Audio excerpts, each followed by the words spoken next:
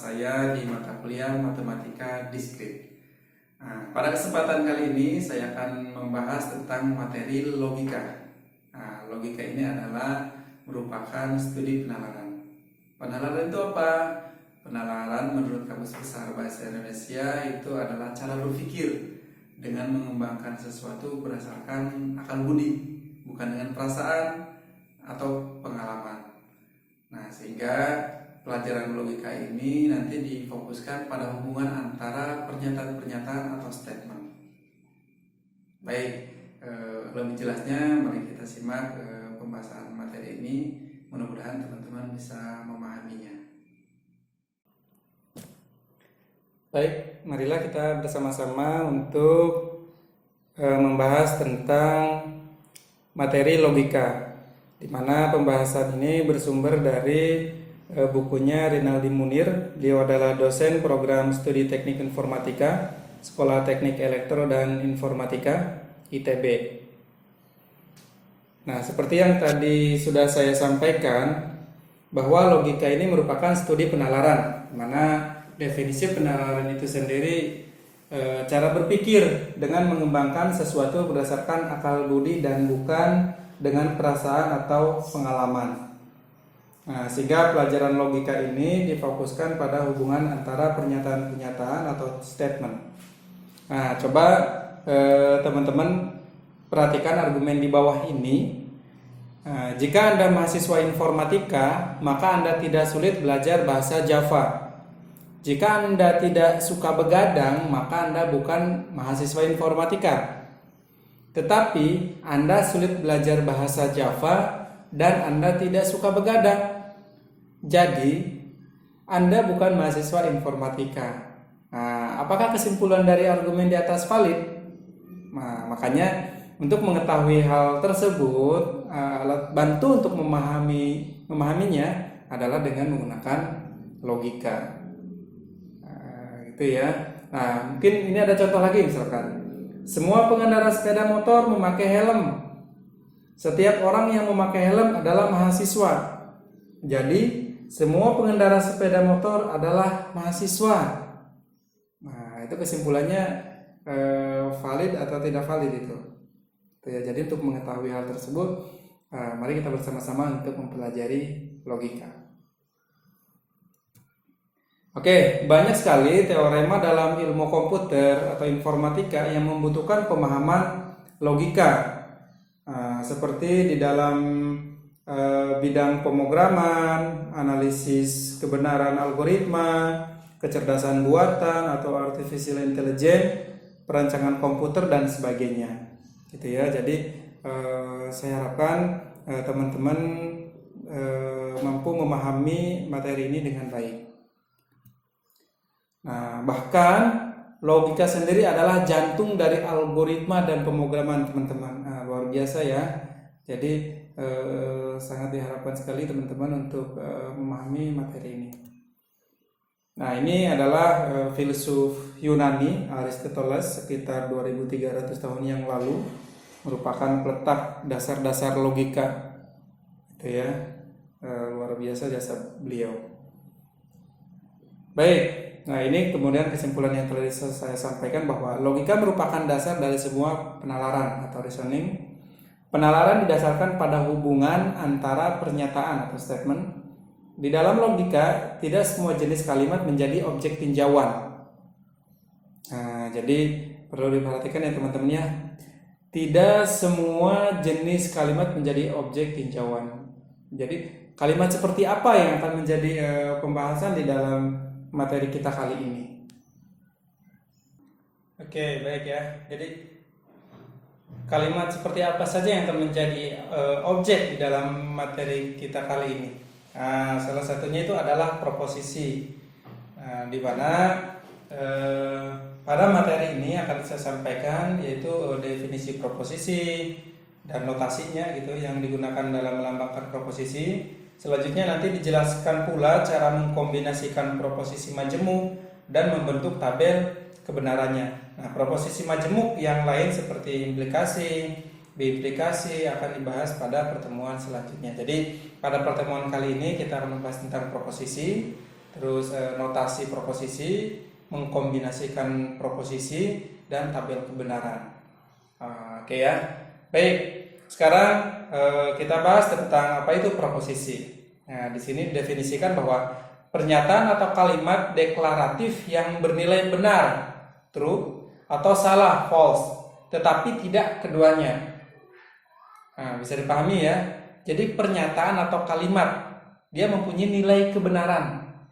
Nah, nilai kebenarannya ini dia bernilai true atau false, tetapi tidak keduanya. Gitu ya. Oke, lanjut. Nah, ini adalah contoh. Gajah lebih besar daripada tikus. Gajah lebih besar daripada tikus. Nah, ini pernyataan bukan? Oke, pernyataan bukan. Oke, jawabannya pernyataan. Nah, terus pertanyaan yang kedua, apakah pernyataan tersebut adalah sebuah proposisi? Gajah lebih besar daripada tikus. Jawabannya iya. Nah, sekarang proposisi tersebut bernilai benar atau salah? Nah, jelas bernilai benar karena secara real dalam kehidupan nyata itu gajah lebih besar daripada tikus. Lanjut. Nah, 520 kurang dari 111. Nah, ini pernyataan bukan? Pernyataan. Nah, proposisi bukan ini. Proposisi.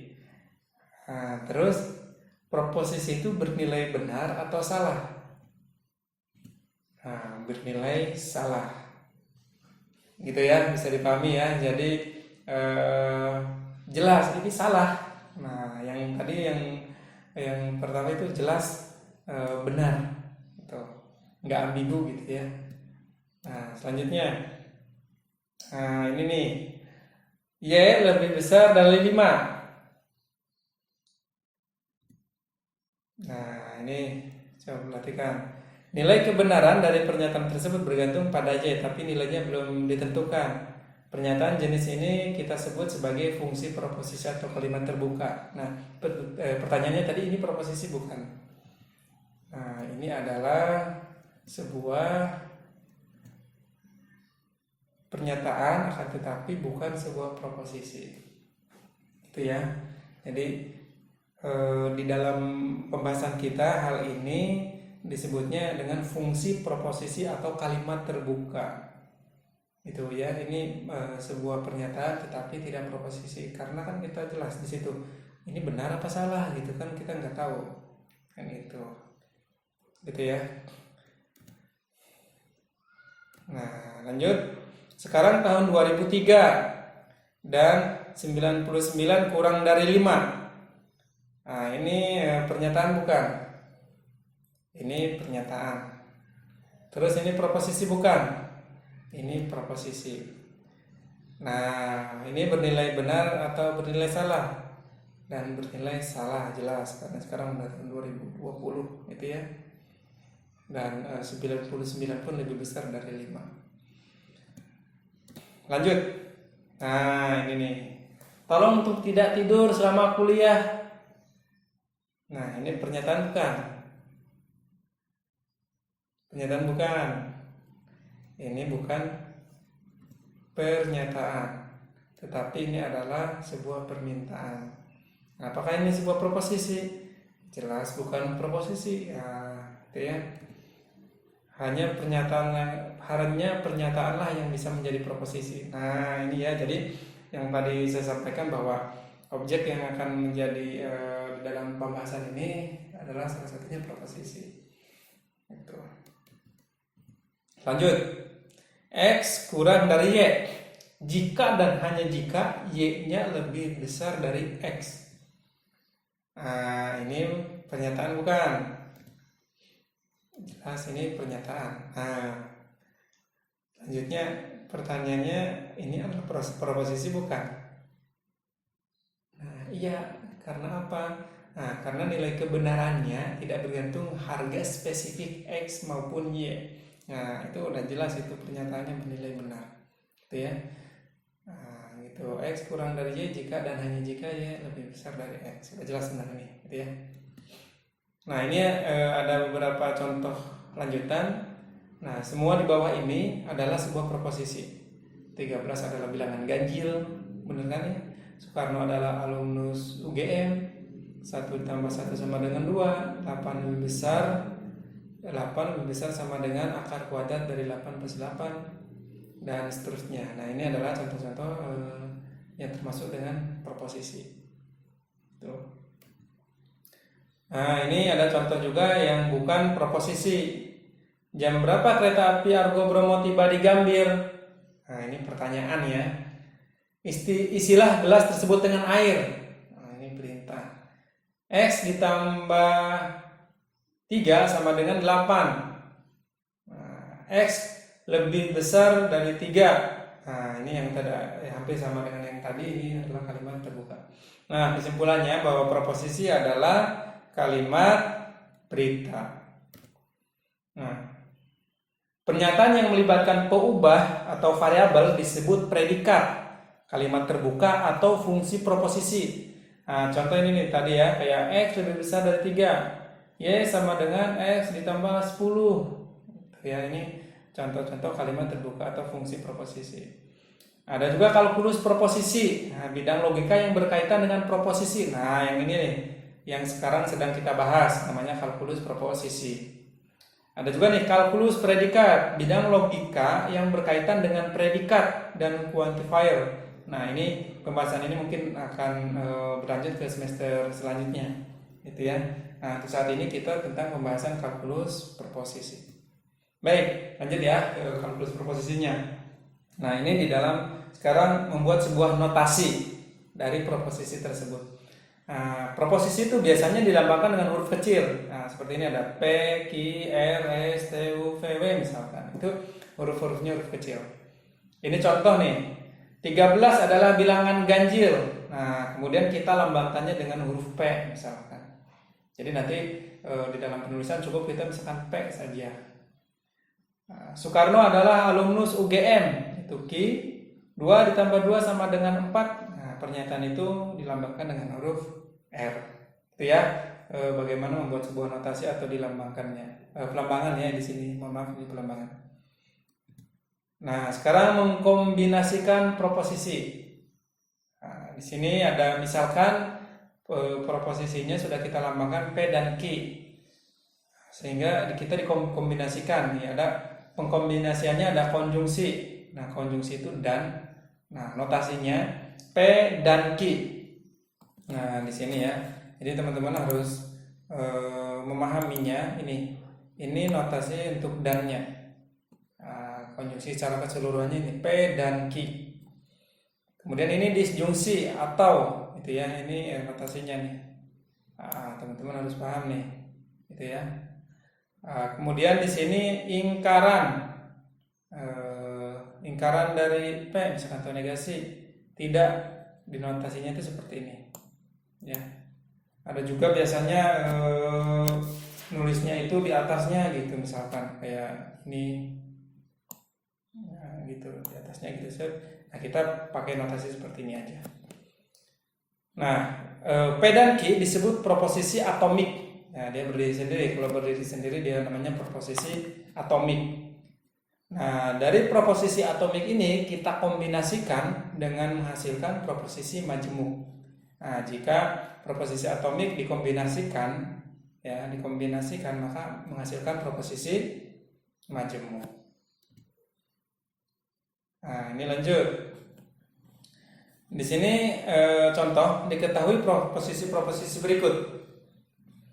Hari ini hujan, murid-murid diliburkan dari sekolah. Nah, hari ini hujan di P, murid-murid diliburkan dari sekolah Q. Itu ya. Nah, di sini ada, kemudian kita kombinasikan. Hari ini hujan dan murid-murid diliburkan dari sekolah. Nah, kalau notasinya seperti ini. Hari ini hujan, ini dan, gitu ya. Nah, gitu. Sekarang hari ini hujan atau murid-murid diliburkan dari sekolah. Nah, di sini atau. Nah, tidak benar hari ini hujan. Nah, ini tidak benar hari ini hujan. Nah, umumnya di dalam penulisannya gini, hari ini tidak hujan gitu ya. Seperti itu. Lanjut. Nah, dari proposisi-proposisi tersebut coba kita buat di dalam bentuk simbolnya. Nah, di sini contoh, di sini ada pemuda itu tinggi, pemuda itu tampan. Pemuda itu tinggi kita simbolkan dengan P atau dilambangkan dengan P. Pemuda itu tampan itu kita dengan Q. Nyatakan dalam bentuk simbolik. Nah, pemuda itu tinggi dan tampan. Nah, pemuda itu tinggi dan tampan. Nah, yang A, terus yang B, pemuda itu tinggi tapi tidak tampan. Nah, perhatikan yang B. Nah, yang B, apakah di situ tidak ada kata dan? Kenapa lambangnya dan gitu? Nah, jadi teman-teman harus bisa memahami nih padanan katanya, gitu kan? Kayak misalkan kata dan itu, ya maknanya sama aja dengan tapi. Nah, begitupun yang C, coba kita perhatikan C. Pemuda itu tidak tinggi maupun tampan. Nah, lambangnya dan juga. Jadi teman-teman harus memahami di dalam di dalam bahasanya itu sendiri gitu ya. Jadi tidak harus selalu kata dan terus kayak gitu. Jadi harus memahami rasa bahasa yang tepat untuk pernyataan tersebut, gitu ya. Nah, terus yang D, tidak benar bahwa pemuda itu pendek. Yang D, tidak benar bahwa pemuda itu pendek, tidak benar bahwa pemuda itu pendek. Nah, pendek itu kan, nah negasinya dari tinggi ini ya, pendek atau tidak tampan, gitu ya. Nah, di sini ada langsung dia dinegasikan nih. Jadi tidak benar bahwa pemuda itu tidak tinggi misalkan. Nah, sebetulnya kata tidak tinggi, tapi langsung dispesifikasikan menjadi pendek itu atau tidak tampan. Pemuda itu tinggi yang ini. Pemuda itu tinggi atau pendek dan tampan. Itu. Nah, tidak benar bahwa pemuda itu pendek maupun tampan. Ini dan ya, seperti yang tadi maupun. Tuh ya, ini bagaimana bentuk simbolik dari proposisi-proposisi yang dicontohkan di atas. Nah, ini terakhir nih ya, kita membuat sebuah tabel kebenaran. Jadi perlu diketahui di dalam pembuatan tabel kebenaran, jadi harus paham nih di dalam mengkombinasikannya. Ini contoh pembuatan tabel kebenaran. Ini P dan Q atau konjungsi gitu ya, ini konjungsi. Nah, ini di dalam tabel kebenaran ini ada beberapa kombinasi di sini nih, ada 4 kombinasi ya. Artinya apa? Artinya bahwa nilai kebenaran P dengan nilai kebenaran Q dimungkinkan ada 4 kombinasi seperti ini. Contoh di sini ada jika nilai P-nya true dan nilai Q-nya pun true. Nah, maka kalau dikonjungsikan itu akan bernilai true. Nah, di sini bisa jadi kan kemungkinan nilai P-nya itu true, nilai Q-nya false. Nah, kalau dikonjungsikan nilainya false. Nah, kemudian ini P-nya bernilai false, Q-nya bernilai true. Nah, kalau dikonjungsikan dan di sini akan bernilai false. Nah, begitupun yang terakhir, P-nya false, Q-nya false. Itu hasilnya false juga. Nah, ini kalau misalkan variabelnya ada 2. Pertanyaan, Pak, kalau ada 3 bagaimana? Ada 4 bagaimana kombinasinya? Nah, kan tentunya semakin banyak tuh. Kalau misalkan ada P, Q, R, misalkan P, Q, R, S. Nah, itu teman-teman ada rumusnya untuk menentukan berapa kombinasinya. Kalau ini karena ada 2 nih, variabelnya ada 2, berarti 2 pangkat variabel. Nah, karena di variabelnya ada 2, berarti 2 pangkat 2. Nah, jadi ada 4 kombinasi. Kalau ada 3, berarti 2 pangkat 3. Jadi ada berapa kombinasi? Ada 8 kombinasi. Nah, pembuatan tabel kebenarannya untuk mempermudah seperti ini saja. Nah, ini misalkan, ini kan ada 4 kombinasi nih ya, berarti true, true, false, false. Nah, 2 true, 2 false. Kemudian di sininya 1 true, 1 false. Nah, kalau 8 bagaimana? Berarti kalau 8 4 true, 4 false. Selanjutnya nanti 2 true, 2 false, 2 true. Nah, gitu terus. Nah, gitu ya. Untuk mempermudah. Ini untuk konjungsi atau dan. Sekarang disjungsi. Nih, tabel kebenaran dari disjungsi. Sama karena ada 2 akan ada 4 kombinasi. Nah, ini disjungsi ya, disjungsi atau. Nah, dia true atau di sini ketemu maka nilainya true. Nah, di sini true, di sini false, maka hasil dari disjungsinya itu true. Di sininya false, true, di sini hasilnya true. Nah, di sini false, hasilnya false. Nah, ini untuk disjungsi. Nah, ini untuk negasi. Nah, negasi kalau nilai P-nya bernilai benar, kalau dinegasikan jadi salah. Begitupun kalau yang ini, kalau yang salah dinegasikan jadi benar. Nah, dari ketiga tabel ini, teman-teman, dari kombinasinya, kita dapat simpulkan. Yang dari konjungsi dulu ya. Konjungsi itu akan bernilai benar jika keduanya itu bernilai benar. Betul nggak? Nah, ini kan nilai P-nya true, nilai Q-nya juga true, maka bernilai benar. Selain itu bernilai salah. Nah, ini untuk yang konjungsi. Sedangkan yang disjungsi, nah, untuk mempermudah, untuk mengingat kita gitu ya, kuncinya atau rumusnya akan bernilai salah jika keduanya salah, selain itu benar. Gitu ya. Nah, kayak kebalikan kayak konjungsi ya, akan bernilai benar jika keduanya benar. Kalau yang disjungsi itu akan bernilai salah jika keduanya salah. Gitu ya. Nah, ini untuk mempermudah kita nanti di dalam mengkombinasikan. Gitu. Ini contoh nih, misalkan 17 adalah bilangan prima, benar ya. Bilangan prima ini benar. Nah, kita lambangkan dengan P. Bilangan prima selalu ganjil. Oh, salah, karena ada bilangan prima yang tidak ganjil, misalkan. Kita lambangkan Q. Nah, kemudian kita kombinasikan nih. 17 adalah bilangan prima, benar, dan bilangan prima selalu ganjil, salah. Nah, ini kan berarti kan benar, salah. Benar, salah. Ya, benar dan salah karena dia menggunakannya konjungsi. Benar dan salah. Benar dan salah itu benar dan salah. Gitu ya. Jadi maka nilai dari kombinasi ini ya, proposisi majemuk ini, hasil dari kombinasinya adalah bernilai salah. Nah, nanti mungkin ada lagi contoh-contoh yang cukup kompleks. Ini contoh sederhana saja. Nah, gitu ya. Baik. Selesai untuk pembahasan tadi proposisi, notasi, kemudian proposisi majemuk, hasil dari kombinasi, terus dan tabel kebenaran. Yes, terima kasih. Kemudian pembahasan logika, mudah-mudahan teman-teman bisa memahaminya. Dan jika misalkan ada yang belum paham beberapa poin, misalkan boleh ditanyakan di kolom komentar atau mungkin nanti pada saat kita kuliah daring. Nah, demikian dari saya. Atas kekurangan saya mohon maaf. Bila taufiq wal hidayah. Wassalamualaikum warahmatullahi wabarakatuh.